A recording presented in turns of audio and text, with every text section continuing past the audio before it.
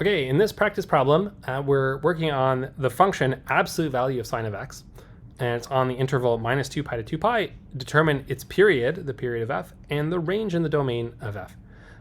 This is a good practice problem that is testing composition of functions, right? Sine of x, absolute value. This is exactly the composition a circle sine of x, where a of x is the absolute value function. So it's about compositions. It's about the absolute value function, which is a good function, and it's about periodic functions. So what is this going to look like? To start with, I'm going to write this nice fact about the absolute value of sine, which is just the sine of x if sine of x is bigger than 0, and it's negative the sine of x if the sine of x is less than 0. And this is just because of the way the absolute value function is defined. The absolute value of any function will look like this. It's just the function, you leave it alone if it's positive. If it's negative, you flip it. I guess you got to put, if it's 0, you just leave it at 0. Okay, so what does the graph look like? Well, here, let's draw a little axis. We're drawing it on minus 2 pi to 2 pi. So here we'll say is 2 pi, here we'll say is pi, here will be minus pi, and here will be minus 2 pi. And we want the sine function. I'm going to draw the sine function with a dotted line here so we can see what that looks like.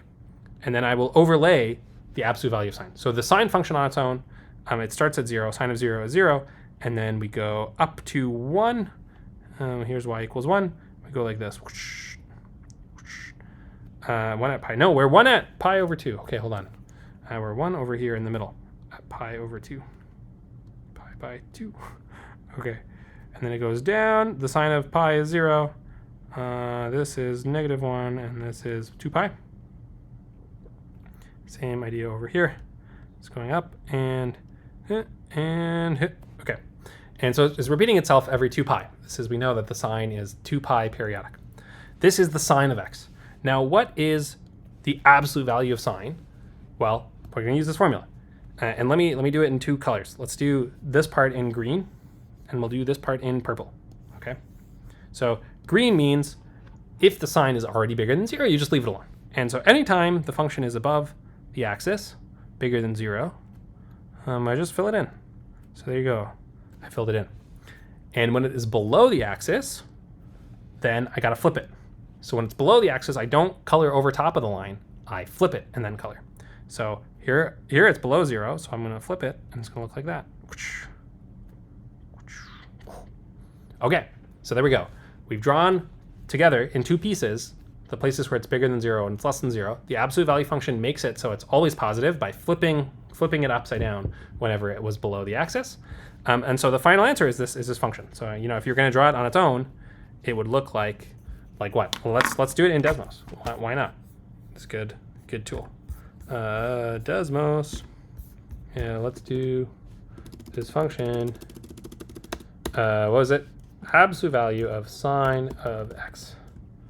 Okay, so what does it look like? It looks like that, right? So it goes up and down. It's like a ball bouncing almost. Okay, very nicely done. Matches what we had. So we sketched it.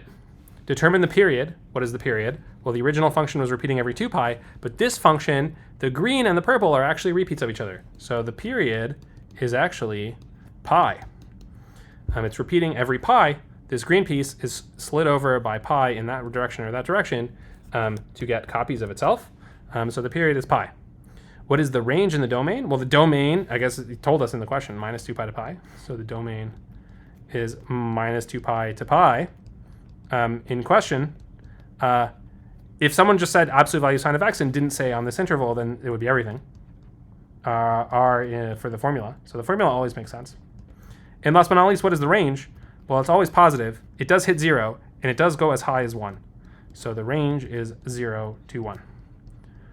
Okay, so that is an example of this kind of problem, combining a few different things in the course.